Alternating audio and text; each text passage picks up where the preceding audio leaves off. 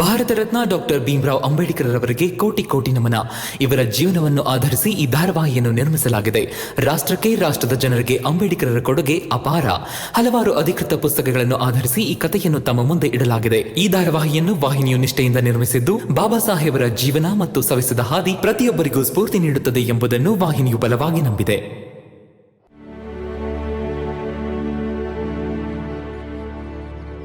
Sir, ನಾನು ಒಳಗೆ ಬರ್ಬೋದಾ? ಹಾ, ಬಾ ಒಳಗೆ.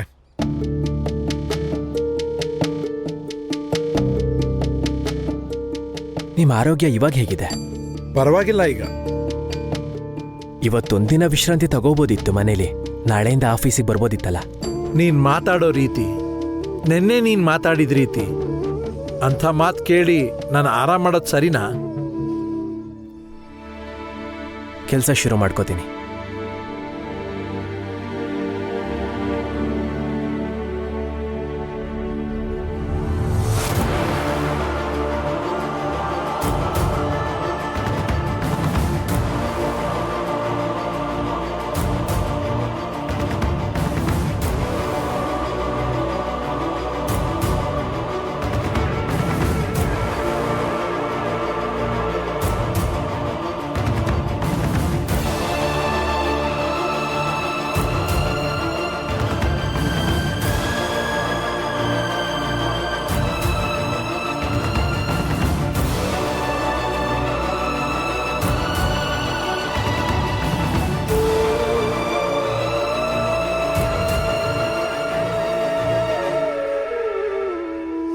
ಭೀಮರಾವ್, ಎದ್ದು ನಿಂತ್ಕೋ.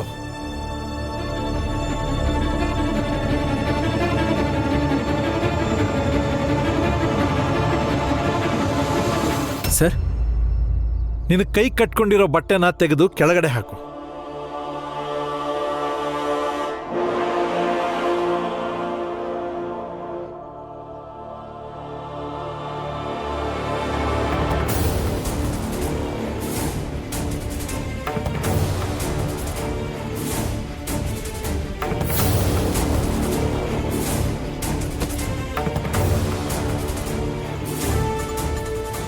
ತಗೊಂಡು ಬೆಂಕಿ ಹಚ್ಚು. ಅದಕ್ಕೆ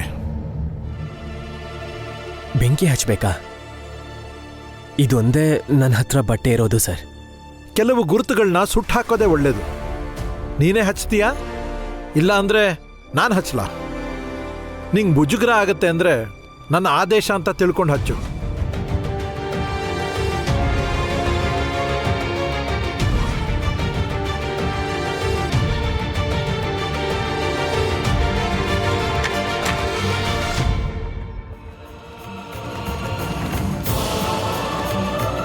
ತಗೋ,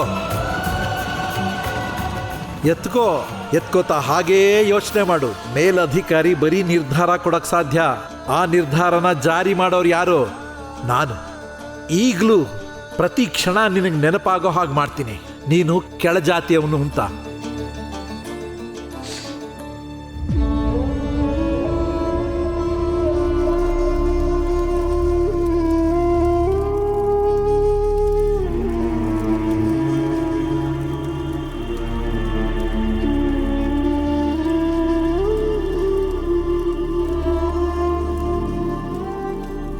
ನೀನ್ ಇನ್ಮೇಲೆ ಕುರ್ಚಿ ಮೇಲೆ ಕೂತ್ಕೋ.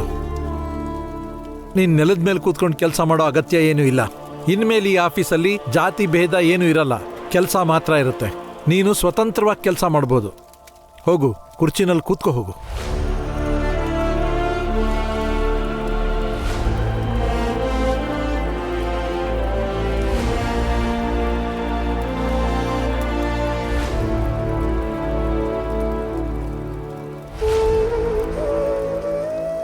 ಒಂದು ವಿಷಯ ಕೇಳ್ಬೋದಾ ಸರ್? ಇದೆಲ್ಲ ನೀವು ನಾನು ನಿಮಗೆ ಸಹಾಯ ಮಾಡಿದೆ ಅನ್ನೋ ಕಾರಣಕ್ಕೆ ಮಾಡಿದ್ರೆ, ಅಂದರೆ ನೆನ್ನೆ ರಾತ್ರಿ ನಿಮಗೆ ಸಹಾಯ ಮಾಡಿದೆ ಅಂತ ಈ ರೀತಿ ಮಾಡಕ್ಕೆ ಹೋಗ್ಬೇಡಿ. ಯಾಕೆಂದರೆ ಗೌರವ ಮತ್ತು ಘನತೆ ಸಹಜವಾಗಿ ಬರಬೇಕಾಗಿರೋದು, ಪ್ರತಿ ಸಹಾಯದ ರೂಪದಲ್ಲಲ್ಲ. ಮತ್ತೆ ಎಲ್ಲರಿಗೂ ಸಮಾನತೆ ಸಿಗಬೇಕಾಗಿರೋದು ನಮ್ಮ ಹಕ್ಕು. ನಿನ್ನೆ ರಾತ್ರಿ ಘಟನೆ ನನ್ನ ಕಣ್ಣಿಗೆ ಬಂದಿದ್ದ ಪೊರೆನ್ ತೆಗೀತು. ಇದನ್ನು ನಾನು ಅಧಿಕಾರ ಅಂತಾನೆ ಕೊಡ್ತಿದ್ದೀನಿ. ಹೋಗು, ಕುರ್ಚಿ ಮೇಲೆ ಕೂತ್ಕೊಂಡು ಕೆಲಸ ಮಾಡಿ ಹೋಗು.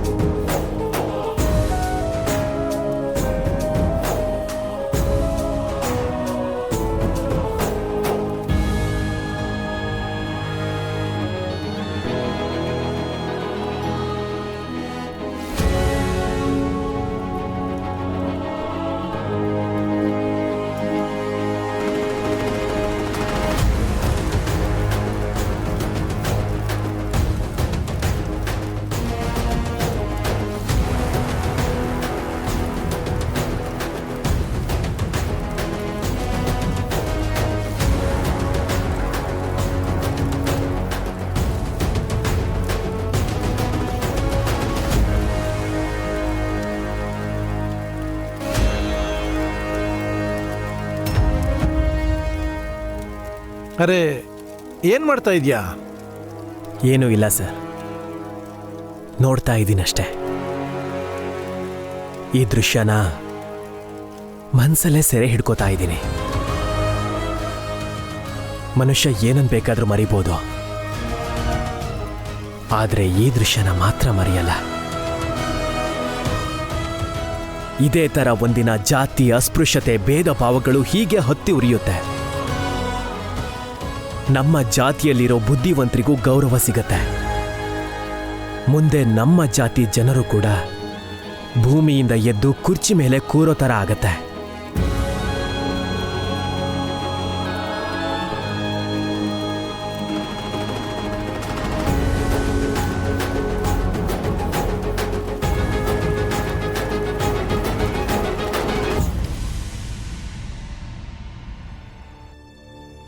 ಆಯ್ತು ಅಮ್ಮ. ಪುಸ್ತಕ ಎಲ್ಲ ಇಟ್ಕೊಂಡಿದ್ಯಾ ತಾನೆ? ಹಾ ಅಮ್ಮ, ಎಲ್ಲ ಇಟ್ಕೊಂಡಿದ್ದೀನಿ. ಹೋಗ್ಬಾ. ನೀನ್ ಯಾವಾಗ್ಲೂ ಮನ್ಸಿಟ್ಟು ಓದ್ಬೇಕು. ಸ್ಕೂಲ್ನಲ್ಲಿ ಯಾರ ಜೊತೆಗೂ ಜಗಳ ಆಡ್ಬೇಡ. ತುಂಬಾ ಜನರಿಗೆ ನಿನ್ ಕಂಡ್ರೆ ಆಗಲ್ಲ. ಆಡ್ಕೋಬೋದು. ಮದ್ವೆ ಮುರಿದ್ಬಿದ್ದಿದ್ದಕ್ಕೆ ಅಪ್ಪ ಮತ್ತೆ ಓಡ್ ಹೋದ ಅಂತ ಯಾಕೆ ಓಡ್ ಹೋದ್ರು, ಏನಾಯ್ತು ಅಂತೆಲ್ಲ ಕೇಳಬಹುದು. ಆದ್ರೆ ಅವ್ರು ಯಾವ ಪ್ರಶ್ನೆಗೂ ನೀನು ಉತ್ತರ ಕೊಡ್ಬೇಡ. ನೀನು ಒಂದ್ಸಲ ದೊಡ್ಡ ವ್ಯಕ್ತಿ ಆದ್ಮೇಲೆ ಈ ಪ್ರಶ್ನೆಗಳ ಕಲ್ಲು ನಿನ್ ತನಕ ಬರೋದೇ ಇಲ್ಲ. ನಮ್ ಗೆಲುವು ಎಷ್ಟು ದೊಡ್ಡದಾಗಿರುತ್ತೋ ಜನರ ಹೀಯಾಳಿಕೆ ಅಷ್ಟೇ ಚಿಕ್ಕದಾಗ್ತಾ ಹೋಗುತ್ತೆ. ಆಯ್ತು ಅಮ್ಮ, ಇವಾಗ ನಾನು ಮನ್ಸಿಟ್ಟು ಓದ್ತೀನಿ. ಮತ್ತೆ ನಾನು ಭೀಮಣ್ಣನ ಥರ ಆಗ್ತೀನಿ. ಇನ್ಯಾವತ್ತೂ ನನ್ನ ಮನ್ಸನ್ನ ಆ ಕಡೆ ಈ ಕಡೆ ಹೋಗಕ್ ಬಿಡಲ್ಲ. ನಿಮ್ಮ ಮತ್ತೆ ಭೀಮಣ್ಣನ ಕನ್ಸನ್ನ ಪೂರ್ತಿಗೊಳಿಸ್ತೀನಿ. ಅಯ್ಯೋ ಅಮ್ಮ, ನೀವು ಅಳ್ತಿದ್ದೀರಾ. ನೀವು ಅಳ್ಬಾರ್ದು. ನಿಮ್ಮ ಕಣ್ಣೀರನ್ನ ನಾನು ನೋಡೋಕ್ಕಾಗಲ್ಲ. ಮತ್ತೆ ಇನ್ಮುಂದೆ ನಾನು ನಿಮಗೆ ಕಣ್ಣೀರು ಬರೋ ರೀತಿ ಮಾಡಲ್ಲ. ಅಮ್ಮ, ಅಪ್ಪ ನಮಗೆ ನಿಜವಾಗ್ಲೂ ನೋವು ಕೊಟ್ಟು ಹೋಗಿದಾರಲ್ವಾ? ನೋಡ್ತೀರಿ, ನಾನು ಒಂದಲ್ಲ ಒಂದಿನ ಇದೇ ನಿಮ್ಮ ಕಣ್ಣಲ್ಲಿ ಖುಷಿ ತರಿಸ್ತೀನಿ. ಇದು ನಾನು ಮಾತು ಕೊಡ್ತೀನಿ ಅಮ್ಮ.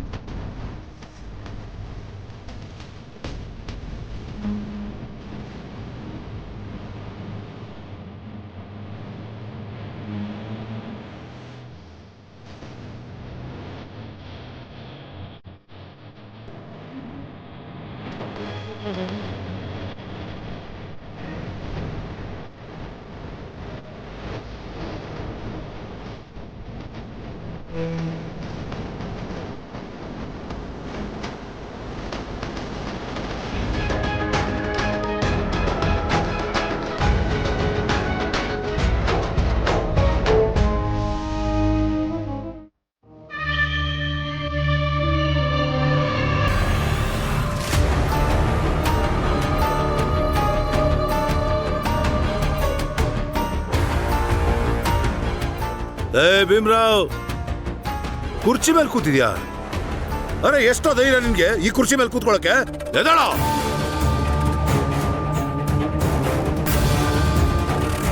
ಏಯ್, ನಾನು ಹೇಳ್ತಿರೋದೇನು ಅಂತ ನೀನು ಕೇಳಿಸ್ತಾ ಇಲ್ವೇನೋ? ಸ್ವಲ್ಪ ಸಮಾಧಾನವಾಗಿರಿ ಮೇಘನಾಥ್ ಅವರೇ. ನಾವು ಕೆಲವೊಬ್ರು ಮಾತು ಮಾತ್ರ ಕೇಳಬೇಕು, ನಮಗೆ ಒಳ್ಳೇದನ್ನ ಬಯಸೋರ್ ಮಾತನ್ನ.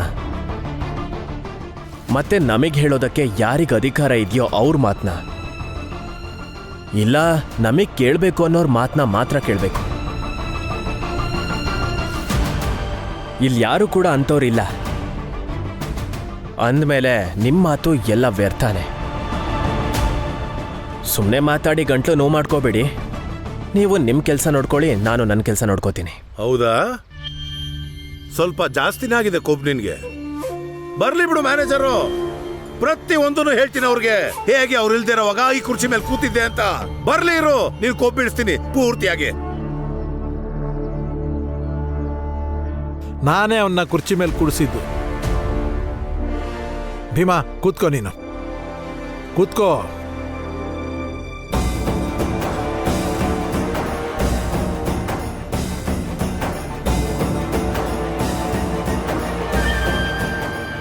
ಮ್ಯಾನೇಜರ್, ನೀನ್ ಕೂತ್ಕೊಳಕ್ ಹೇಳ್ತಾ ಇವನ್ನ ಕುರ್ಚಿ ಮೇಲೆ? ಅರೆ ಬುದ್ಧಿ ಭ್ರಮಣೆ ಆಗಿದ್ಯಾ ನಿನ್ಗೆ? ಆಸ್ಪತ್ರೆಗೆ ಹೋದ್ಮೇಲೆ ನಿನ್ ತಲೆಗಿಲ್ಲ ಕೆಟ್ಟಿದ್ಯಾ ಏನು? ಏನ್ ಮಾಡ್ಬೇಕು ಅಂತಿದ್ಯಾ? ನೆನ್ನೆ ನೀನು ಜಾತಿ ಪ್ರಶ್ನನಾದೆ, ಇವತ್ತು ನೋಡಿದ್ರೆ ಈ ಭೀಮ್ರಾವ್ನ ಕುರ್ಚಿ ಮೇಲೆ ಕೂರ್ಸಿದ್ಯಾ. ಅರೆ ಏನ್ ಅನ್ಕೊಂಡಿದ್ಯಾ ನೀನು? ನೀನ್ ಹಾಳಾಗೋದಲ್ದೆ ನಮ್ಮನ್ನೆಲ್ಲ ಯಾಕೆ ಹಾಳು ಮಾಡ್ತಿದ್ಯಾ? ಹಾಳು ಮಾಡ್ತಾ ಇರೋದು ನೀವು. ಆಫೀಸ್ ಮರ್ಯಾದೆನಾ? ಏನ್ ಅಧಿಕಾರ ಇದೆ ಅಂತ ನಿಂತಿದ್ದೀರಾ ಇಲ್ಲಿ? ನೀವೇನ್ ಮಾಲೀಕರ, ಮ್ಯಾನೇಜರ, ಕೆಲಸದವ್ರ, ಗ್ರಾಹಕರ? ಏನು? ನಾವಿಬ್ರು ಒಂದೇ ಜಾತಿಯವರು, ಅದನ್ನ ಮರಿಬೇಡ. ಇದು ಆಫೀಸು. ಜಾತಿ ಧರ್ಮ ಎಲ್ಲಾನು ಆಫೀಸ್ ಹೊರಗೆ ಬಿಟ್ಟು ಬಂದ್ರೆ ಸರಿ.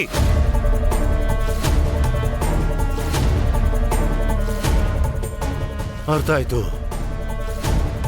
ಪ್ರತಿಯೊಂದು ಅರ್ಥ ಆಗೋಯ್ತು ನನಗೆ. ಈ ಭೀಮ್ರಾವ್ ಏನೋ ಮಾಟ ಮಂತ್ರ ಕಲ್ತಿದ್ದಾನೆ. ಯಾರೇ ಇವನ್ ಸಂಪರ್ಕಕ್ಕೆ ಬಂದ್ರು ಅವ್ರು ತಲೆ ಕೆಡಿಸಿಟ್ಬಿಡ್ತಾನೆ ಇವನು. ಈಗ ನೀನಾಗಿರೋ ತರಾನೇ. ಮೇಘನಾಥ್ ಅವರೇ,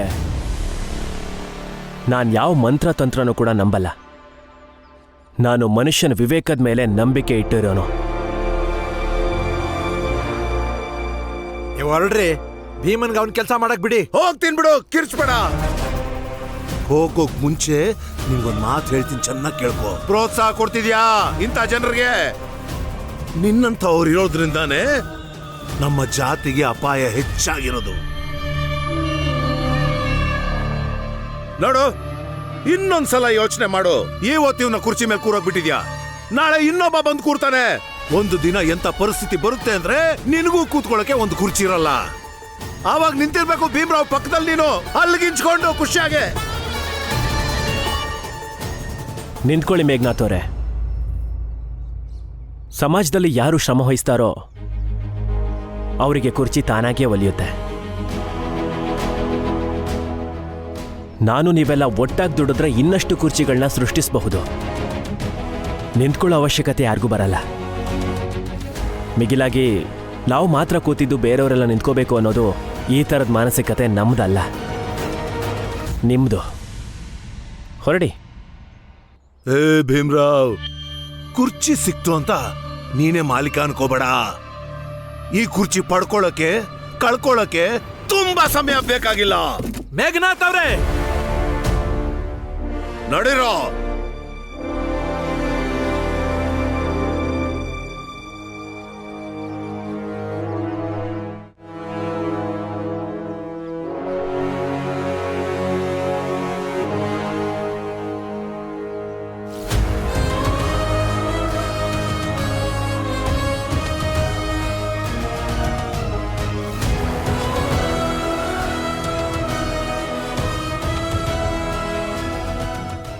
ಧನ್ಯವಾದ ಭೀಮ್ರಾವ್.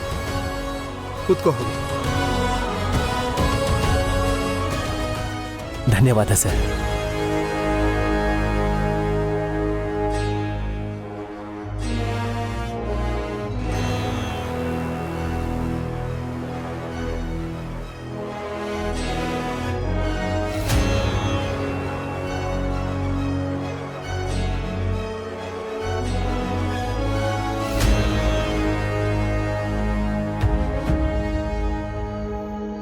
ರಾಮ್ಜಿ, ನನ್ಗ್ಯಾಕೋ ಮನ್ಸಲ್ಲಿ ಭಯ ಆಗ್ತಿತ್ತು. ಆದ್ರೆ ಆಗಿದೆಲ್ಲ ಒಳ್ಳೇದೇ ಆಗಿದೆ. ಒಂದ್ ವೇಳೆ ಮೂರ್ತಿ ಮದ್ವೆ ಆಗೋಗಿದ್ರೆ ಭೀಮಾ ಅದನ್ನ ಸೋಲು ಅಂತಾನೆ ಭಾವಿಸ್ತಿದ್ದ. ಆಮೇಲೆ ಜೀವನ ಪೂರ್ತಿ ಅವನ್ ಕೊರಗ್ತಾನೆ ಇರ್ಬೇಕಿತ್ತು. ನಾನು ಇದ್ರ ಬಗ್ಗೆ ಯೋಚನೆ ಮಾಡ್ತಾ ಇದ್ದೆ. ಭೀಮನ್ ತಲೆಯಲ್ಲಿ ಇದ್ರ ಬಗ್ಗೆ ತುಂಬ ಯೋಚನೆ ಆಗಿದೆ. ಮೂರ್ತಿ ಅವನ್ ಮಾತು ಕೇಳಿಲ್ಲ ಅಂತ. ಇರ್ಲಿ, ಆಗೋದೆಲ್ಲ ಒಳ್ಳೇದಕ್ಕೆ. ಸಾಕ್ ಮಾಡ್ರಪ್ಪ. ಎದ್ದಾಗಿಂದ ಮಲ್ಗೋ ತನಕ ಇದೊಂದೇ ವಿಷಯನಾ? ಬೇರೆಯವ್ರ ಬಗ್ಗೆನೂ ಯೋಚನೆ ಮಾಡಿ. ನನ್ನ ಪ್ರಕಾರ ನೀವಿಬ್ರು ಮಾತಾಡೋದೇ ವ್ಯರ್ಥ. ಸ್ವಲ್ಪ ಶಾಂತವಾಗಿರಿ. ಮಾಡಕ್ 1000 ಕೆಲಸ ಇದೆ. ಮನೆ ಕೆಲಸ, ಸಮಾಜ ಸೇವೆ, ಅದನ್ ಮಾಡಿ.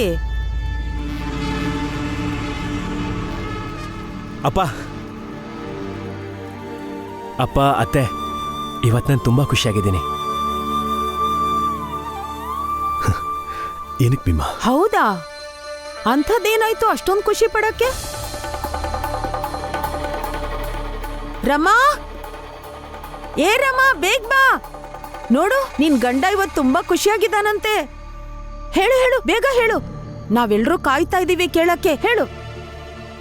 ರಮಾ, ಅಪ್ಪ ಇವತ್ತು ನನ್ನ ಆಫೀಸಲ್ಲಿ ಕುರ್ಚಿ ಮೇಲೆ ಕೂತ್ಕೊಳ್ಳೋಕೆ ಹೇಳಿದ್ರು.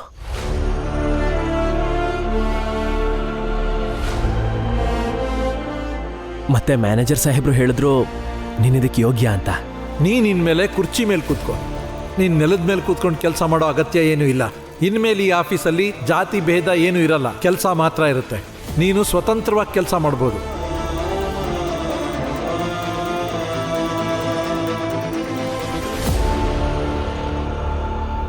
ನಾನು ಇಷ್ಟು ದಿನ ಕೈಗೆ ಬಟ್ಟೆ ಕಟ್ಕೊಂಡು ಕೆಲಸ ಮಾಡ್ತಾ ಇದ್ನಲ್ವಾ, ಮೈಲ್ಗೆ ಆಗಬಾರ್ದು ಅಂತ. ಮತ್ತೆ ಅವ್ರಂದ್ರು ಆ ಬಟ್ಟೆನ ಕಿತ್ತು ಕೆಳಗಡೆ ಎಸಿ ಅಂತ, ಅದಕ್ಕೆ ಬೆಂಕಿ ಹಚ್ಚು ಅಂತಂದ್ರು. ಮತ್ತು ನಾನು ಹಾಗೆ ಮಾಡಿದೆ.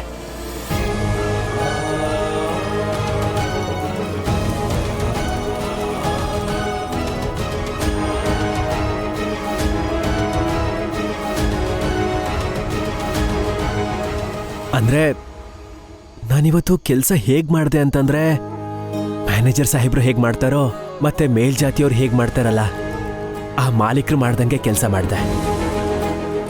ಎಲ್ಲರೂ ಹೇಗೆ ಕೆಲಸ ಮಾಡ್ತಾರೋ ಹಾಗೆ ಮಾಡಿದೆ.